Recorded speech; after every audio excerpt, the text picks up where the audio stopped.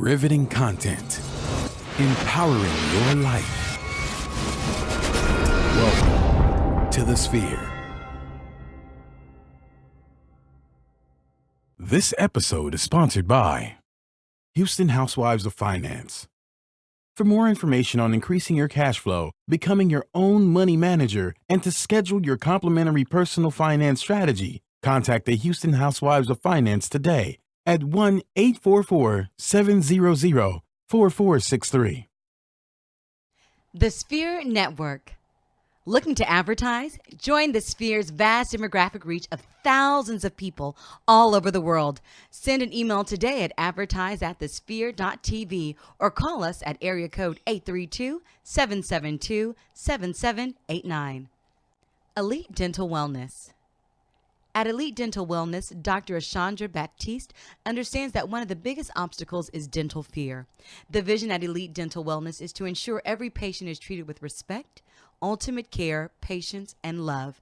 Call us today to make an appointment at area code 713-789-8680.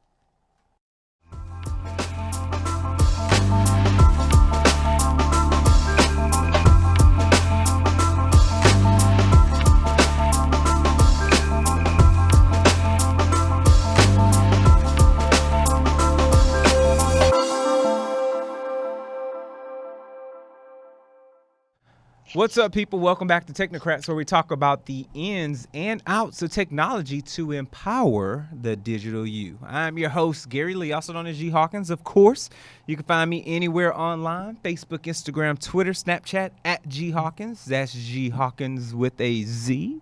And I'm with the digitized, the lovely, the awe-inspiring Ari McKinney. Ari, what's up? Hello, everyone. How are you, Gary? I'm doing fine. How are you, my dear? I'm good. Good deal. Doing good on this. Well, what started out as a chilly Thursday. You say it started out as a chilly Thursday? Yeah. And it has become something a little bit different. Yes. Yeah, something a little bit enjoyable. I know.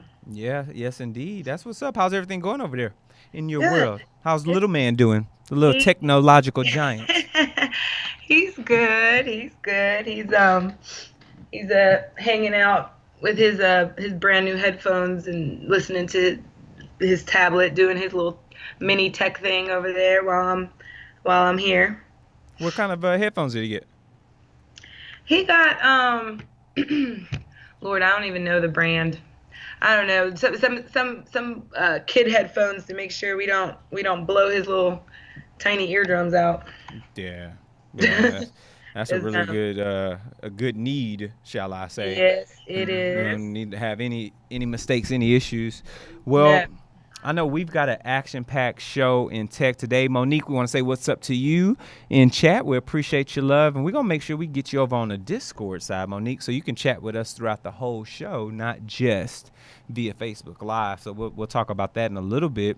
But for everybody else who's tuned in, whether you're watching us live, you're watching us on online somewhere else, YouTube, you're listening to us in Spreaker, Stitcher, Spotify, we want to salute to you all. This has been a great year in technology already. Things are popping, as we've talked about, from CES forward, and a lot of great things. And I kind of want to kick this off, Ari, if you don't mind, love, jumping into our digital trends. Let's do it. So, digital trends, folks. We're talking anything technology on the planet, in the building. Nick E1 Pullen. I'm not saying Nick Y1 Pullen. Whoever you are, good sir or madam, what's up? I want to say what's up to you because that's a new name. But yes, so let's talk a little bit about what's going on over in Sweden with these microchips under the skin, Ari. Yes. What's up with that? I'm fascinated and terrified at once. So, Sweden, the country that brought us the likes of Spotify and Skype, who is known for being at the forefront of technological advancement, has implemented this microchip, so to speak, just like you would think of that you do with your pets. More than 4,000 Swedes have signed up to have a microchip implanted in the skin just above their thumb, which it's designed to allow them to speed up their daily routines and lives by being able to access their homes, gyms, offices. Even now, the train system there has just implemented that instead of tickets, they can use these chips implanted in their hand to just kind of take place of their bank cards, their licenses, their health insurance cards. Pretty much all their data is stored in this little chip. It's about the size of a grain of rice, and it gets, inserted with a little syringe. It's $180 for placement, and it's become so popular that they cannot keep up with the demand I right now. believe you. I'm excited just what you're talking about it. Are you really? Yes. I don't know how I feel about it yet. So Well, it's a company called Biohacks International that's dominating the market right now. It was started by a former bodybuilder. He's actually had to start recruiting doctors and nurses to help him develop a training material so that, they can start putting these in more people to meet the demand. They're pretty cool though. They have no energy source. You simply tap, the chip against a reader. The chip sends back an ID that tells the reader which chip it is. And, it's able to identify you, open doors. Of course, there are some concerns. There are some cool things about it. Like they're starting to use it a lot at networking events. Like instead of having to hand out a business card, you're able to have like your LinkedIn profile, the link to your LinkedIn, and you can just tap it against somebody's phone and just send them your LinkedIn profile as opposed to having to write down names or collect business cards. But of course, there are some concerns, just, as far as it having access to, literally your bio data, hacking, obviously. But yeah, people don't seem concerned. It's just a different society in Sweden also. They tend to kind of trust their government and their data security a lot more than we do here. Yeah, So and they're real what do you think progressive. about this? So they are very progressive. So I've gotta make notes of what's being said in Facebook Live. For those that you're watching this right now at home via YouTube, or you're listening to this in Spotify in the car right now, we got Facebook Live rolling, and people are literally like, hell no. People are like, oh, hell no, and Kanye voices. Shout out to Erlene from Intermission. They just celebrated their 100th episode over there. Shout out to that whole squad at Intermission. But yeah, and Monique asks, are there any health risks? So let me paint the picture from my perspective of this, right? Which is, one, this is a device that by design, literally is designed to be one directional, right? So not bidirectional, unidirectional. So it's just giving out data. So it's transmitting data, and the data that it's transmitting, I would make the assumption, based on what we're reading in this article here, is like a hexadecimal code, basically like a MAC address almost. And the system that's reading this information is simply then saying this MAC address is tied to this LinkedIn profile. This MAC address is tied to this bank account, or whatever the case is. So it's not reading your health data. It's not looking at your calorie count. It's not watching what you ate last night. It's not doing anything like that. It's simply a digitized way to carry and transmit data, very similar to what we do when we take our devices and we use the NFC chip that's built in here, and we tap something else that transmits data. And at the same time, we have the option in our phones to receive data, because these are transceivers, versus these microchips this guy's talking about that he's created in Sweden is just relaying data.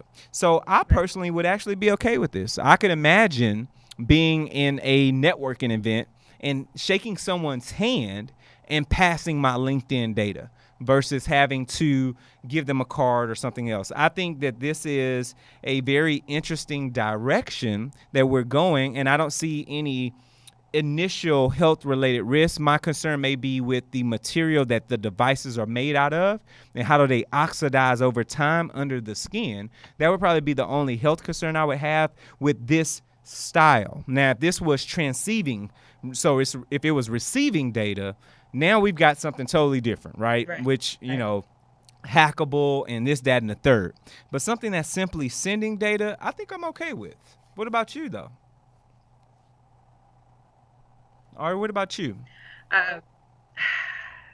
I mean, I can definitely see how it would make life a lot more streamlined, a lot easier. But I don't know. When we start talking about inserting chips under the skin, I get a little I don't know. I just think of like microchipping my pet. And I don't I don't know how I feel exactly about it. I mean, but 4,000 Swedes using it. They're having what they're calling implant parties and whatnot now, where they're getting groups of people together and having you know body modificationists and whatnot come in and do this. And I mean, at $180, it's pretty reasonable. I don't know. I could be here for it, maybe. Yeah, and I could see obviously the price will come down. This will Like, become a very popular trend very soon, whether we like it or not, whether we're excited about the idea of putting, devices under our skin to transmit data. It's been used before, and this will become worldly popular. This will be a global phenomenon within the next 5 to 10 years easily. So the question is, who gets on the front side of this and does it well? so how long do you think it's inevitably coming to the States? Oh yeah. Yeah. Same way we done so much other stuff. Imagine, so right now I was watching, I was at the gym this morning, matter of fact. There was a new patch, and for if anybody on Facebook Live, let me know if y'all ever heard of this. There's a new patch that you can wear on your person, so on your body somewhere, and the patch reads your glucose levels via your sweat and other things, and it transmits that data back to your phone. So it's not built into a watch per se, but literally it's transmitting over Bluetooth or some type of near field communication, so NFC or something like that, where you're giving this data to your device so that you can monitor your internal levels. That type of health information is wildly popular. Imagine at some point being able to consume food and know exactly your calorie intake or anything that's happening internally from a digestion perspective. So there's so many good benefits from this. It's inevitable that we're going to have technology that's buried within us. And Erlene just says what will happen is we will be forced. We will be tracked. Shaking my head, I refuse. See, that was gonna be my next point. I'm here for it as long as it remains optional. Sure. Yeah, non-governmental. When we start talking about the potential of this being a mandatory thing, I Yeah. think that's dangerous. Like that scares me. I'm okay with it as long as, like I said, as long as it's fully optional thing. But yeah, the thought of being able to be just constantly tracked in some way, that doesn't sit well with Yeah, me. not at all. Not at all. Especially when you're spending your coins to make this Right. whole thing happen. Speaking of your coins, this particular portion of the show is sponsored by the Houston Housewives of Finance. So, did you know that only 4 states in the United States offer financial education? 33% or more than 77 millions of Americans don't pay their bills on time. 39% of Americans carry credit card debt from month to month. And 39% of adults say that they don't have enough in savings. Don't become one of these statistics, folks. Let Houston Housewives of Finance advise you on increasing your cash flow and becoming your own money manager by scheduling your complimentary personal financial strategy. Contact Houston Housewives of Finance today at 1-844-700-4463 or send them an email to info@houstonhousewivesoffinance.com. Ask them how you can participate in a complimentary financial literacy workshop near you. Houston Housewives of Finances are the new faces of the new age of financial services. Yes, indeed. Yes, Monique, this is totally awesome. I'm here for you. And yes, this probably could assist the police if this was broadcasting data from a radio frequency perspective. So moving from NFC, near field communication, which is when you tap your phone to something for like Google Pay, Apple Pay, to something like RFID, which is when you are in a proximity of something and you don't necessarily have to touch it, but it knows that you're there and it opens like a door, or you have a badge that gets close enough and the door unlocks. So that's radio frequency identification, which gives off hexadecimal or some type of MAC address. So 2 different technologies. one could definitely be traceable because it's literally just broadcast in the air. The other one has to be very, very, very, very close to the tap. So I want to, am we going to stay or we going to pivot? We going to stay. Let's stay in our digital trends. And Facebook Live, I'm going to keep y'all on for a few more minutes before y'all cut y'all off because I want to talk to y'all about this one. And that's our good old friends over at SpaceX. Now, this is big for me because I grew up wanting to be an astronaut. That was the thing I wanted to do. And it looks like Elon Musk, who's the owner over at SpaceX, has been working on a new spaceship.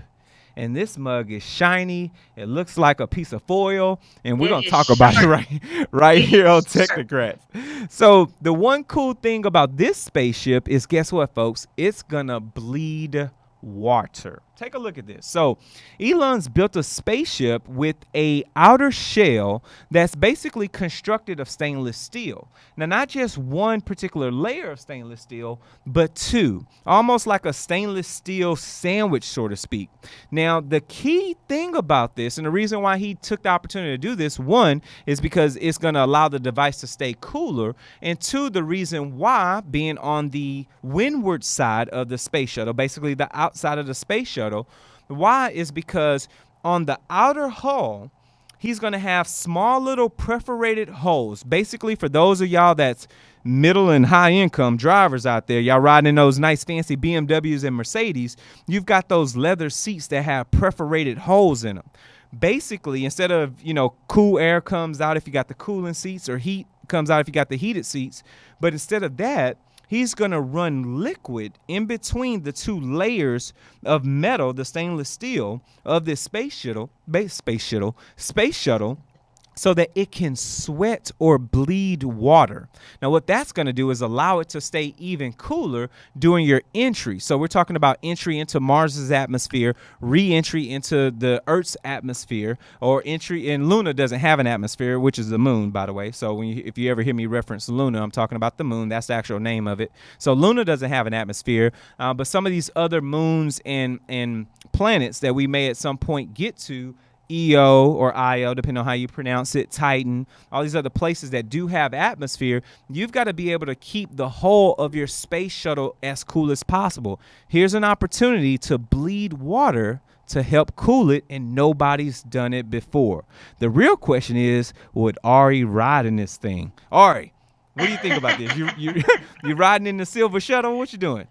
I'm on that thing. You on that thing? I'm on that thing. Yeah. I mean, not shocking. Just the the description of it, like bleeding water. It's very Elon Musk. Mm-hmm. I totally agree. That's what caught my eye. I was like, wait, what? It's going to do who? And yeah, but I mean, it makes sense. And of course, he's the first one to try it. So I'd be interested to see what happens, when it actually gets on up there and see how it works. But I think this is cool. I think the whole idea of, personal space travel is something that, growing up, you never thought that would be something that you could actually do. And while it's very pricey and, everybody's not going to have the opportunity to do it, I think it's really cool. I would do it. I know you'd be on it. In a heartbeat. Yo, sign me up. And shout out to Kenny. We see you tuning in for Technocrats. We appreciate the love. Make sure you hit the share button. But Facebook Livers, hey, would y'all ride on this shuttle? Would y'all ride on an Elon Musk bleeding water shuttle into space? We want to know. But you've got to either subscribe or get this content, because guess what? Facebook Livers, we're about to cut you off. Now, before we do, I want to say we're doing some cool stuff with Facebook. So I want y'all to hear this all the way through. So first and foremost, to get the full episode, you've got to go subscribe. So head over to sphere.tv/Technocrats. We got a few options right there. You can find us on iTunes, Google Play, SoundCloud, Stitcher, Spreaker, iHeartRadio. We're in Amazon Alexas. We are in Spotify's. We are anywhere that podcasts can be found. And then, of course, while you do that, make sure you share this content out. Share with your family, your friends, and your colleagues. Share with anyone you know that wants to talk technology and they really want the layman's appeal, that layman's touch to it, because we're going to break this thing down for you. And of course, if you got questions live, we're going to answer them, because that's what we do. We're technologists, baby. We're sewing into you. And of course, while we're doing that, at the same time, make sure you share make sure you give us some constructive criticism. Let us know how we're doing. We want to continue to build great content and great shows for you. So please let us know how we're doing. Hit those stars, hit that those likes, that like button, that dislike button if you want to do that. We'll take that too. Iron sharpens iron. And last but not least, which is the coolest stuff, because hey, we're Technocrats. We're doing cool stuff, and not just for this show, but for all of them. Head over to our donate page. Sow a seed at thesphere.tv/donate. We got a couple of options. You could donate one time right on the website, or if you want to do something that's really, really cool, you can donate via Patreon. Now, over at Patreon, we've got tiers set up. We're doing really cool stuff for people who just want to get some behind the scenes of what we do here at the studio. Sometimes we're building stuff out. Sometimes we're just having back-end conversations. Whatever the case is, you can get that. Or you can hop into some of the higher tiers where you're going to get some exclusive content. And then, of course, in our highest tier, we're rocking with Discord. So we've got Discord up and rolling. We're doing conversations after Facebook Live, where literally you're going to be able to listen to the show and have conversations with us right here in Discord. And we're going to be able to answer any questions you have throughout the entire show. So you get the show before anybody else gets it, right here via Patreon Live. So make sure you subscribe. Make sure you hit the Patreon button. Make sure you follow us. Get with us now right here at the Sphere. All right, Ari, let's keep this party rolling. And a big shout out to everybody on a Patreon exclusive tip right now. Anybody over in Discord, just want to say what's up to you all and get in the habit of having conversations with you, because we've got you right here on the screen. So moving forward with the show, let's see where we're at. And of course, anybody on Patreon, if y'all want to talk about, we may even just take some random topics, because we could do that. This is our show, all right? We can do what we want to do. Whatever we want to do. Let's switch over to our Gamers Wanted. Yes. So, yeah. Sound effects, baby. I love that, Mario. That was my stuff. So, big money, no whammies, yo. U.S. video game sales hit $43 billion in the U.S. Let's talk about it. Over at Hollywood Reporter, they've done the numbers. They've done the due diligence.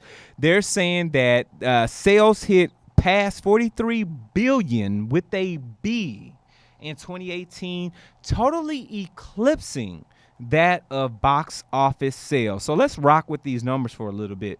Basically, this has been by a big push, and this is up from $35 billion to $43 billion. So we're almost a 20% jump because of things like Call of Duty Black Ops 4. Let me keep it 100 with y'all. I play this game easily 3 to 5 times a week. I am in Call of Duty for at least an hour. I'm blowing a good 10 to 20 hours a week playing Call of Duty. Let me just be honest. You got Marvel Spider-Man, you got God of War, and of course, one of the most riveting games of the year, Nintendo Switch's Super Smash Bros. Ultimate. Now, Ari, the big thing about this that really is jaw-dropping is that we're talking about video games, and let's break this down in comparison to some of the other ways we consume media, right? Music, IRAA, which is I forgot what RIAA, which is basically handles all the music sales in the country for the United States, came in roughly at $4.6 billion, right? That's a lot of money in music sales, $4.6 billion. And that was only for the first half. So that's an expected piece. And they're still running the numbers, obviously, because you got streaming and all this other stuff. So we'll probably have full numbers by the end of the month, I would assume. But $4.6 billion first half. So let's just say on average $9 billion. In comparison to the movies, the box office is at almost $12 billion for the year. And it's only up about $500 million from last year, from Right. 2017, right? So we're thinking about all these movie stars, all the movies we see, total sales about 12 billion. Video games, 43 billion. Where's the money at, folks? When your kids go to college, where do you want them to do? You want them to be you want them to get into music? You want them to get into movies, or you want them to get into coding, building, designing video games? Ari, talk to me about this. Am I wrong? No, I'll take coding and building video games for 500, Alex. Like Exactly. honestly, like that's where it's at, you know? I mean, it's clear. I mean, even the amount of money, like you see these giant video game tournaments that are happening now, and video game coaching is a thing now, Yeah. and just the amount of different revenue streams that are being generated from this one industry is just insane. Agreed. It's crazy. I mean, we see the wild popularity of games like Fortnite and all this stuff that comes out, and I mean, people are clamoring for these new games. It's crazy. Yeah, I'd say that's definitely the career of the future. So it seems. I mean, $40 billion is insane. That's music and movies times a couple combined. Literally. Yeah. Literally. That's yo. Yo, you combine movies and music, double them, and you still barely scraping what video games are doing. And people, and here's the thing. You have stream boxes where you can stream video games, right? So or Steam boxes where you can stream video games. You've got torrents and Kodi and all kind of other stuff where you can stream movies. Right. Still, can't stream video games. You're not even scraping the surface for the amount of money that people are paying to play these games. This is where the money is being made. Revenue is generated in these video game industries, and that's why you see esports, as you mentioned, Ari, is so big. We've got a guy who's been on the show before. Shout out to High Point Gamer over in Florida. He owns a e-consulting game for esports, e-consulting company for esports. So he literally consults on the behalf of video gamers to get them into tournaments. They host tournaments. They do all kind of stuff over at High Point Gamer. And we're actually working on some partnership with them to do something with the spheres. So we'll talk about that at a later date.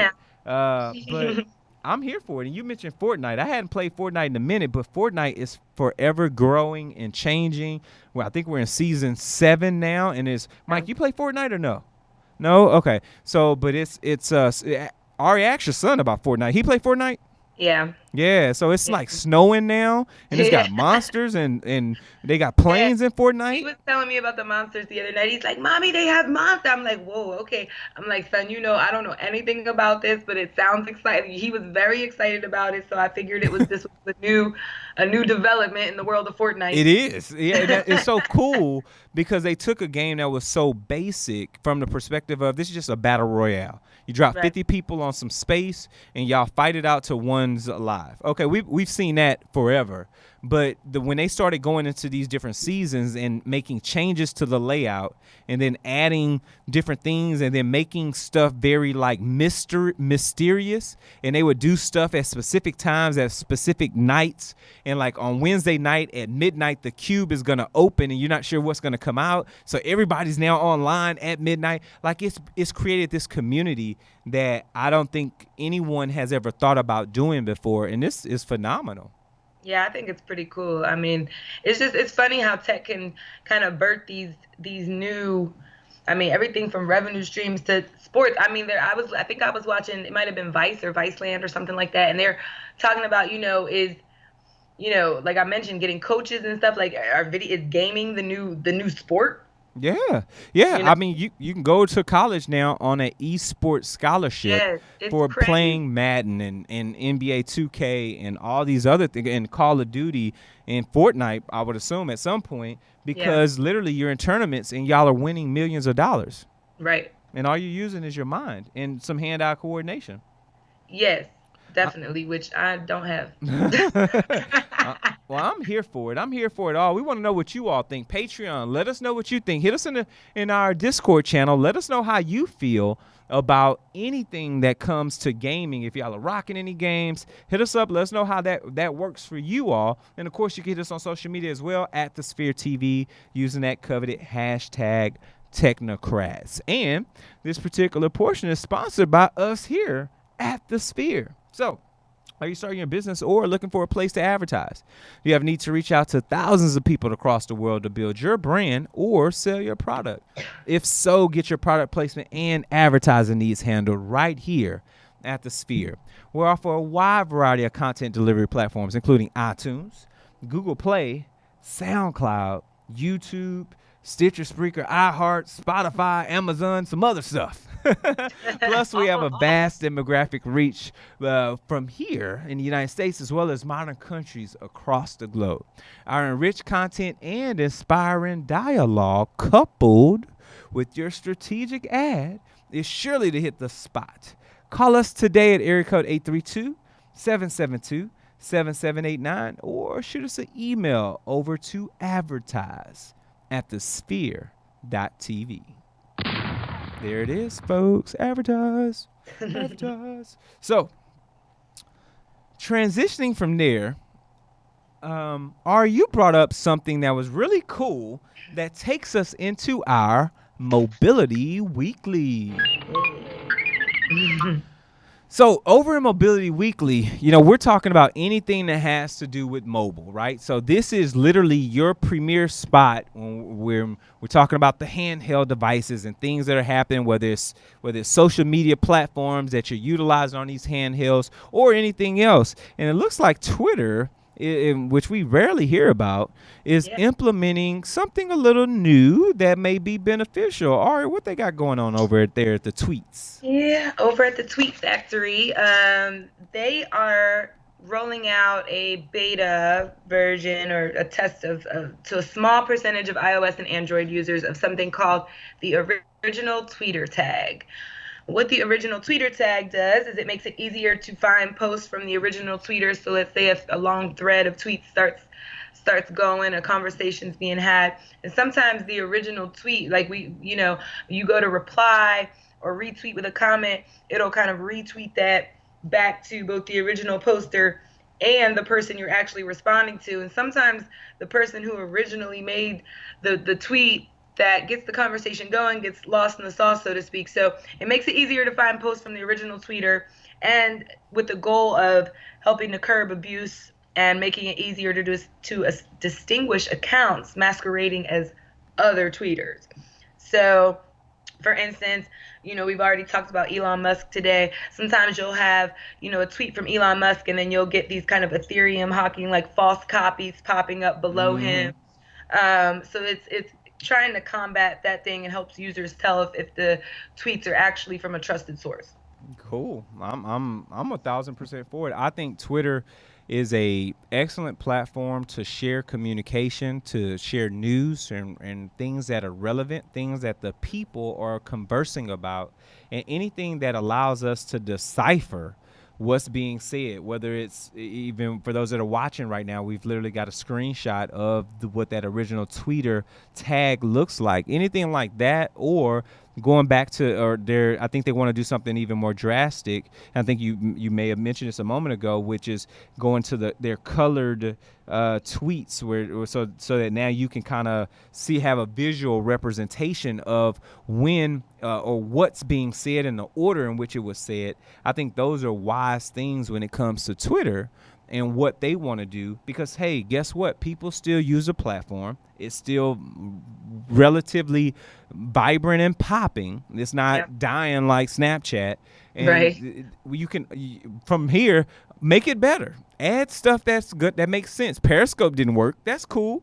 Make it better. No, I agree. And I think, excuse me, I think, it's easy, to get for false, information, or these kind of bot accounts, or these, duplicate accounts that aren't really who they say they are, to kind of interject themselves into a Twitter thread. And next thing you know, you're spreading around false information or tweets from bots, and I think anything they can do to counter that, and make sure that the information being spread around is legitimate information is a good move. Spot on. I totally agree with that, my dear. Totally agree.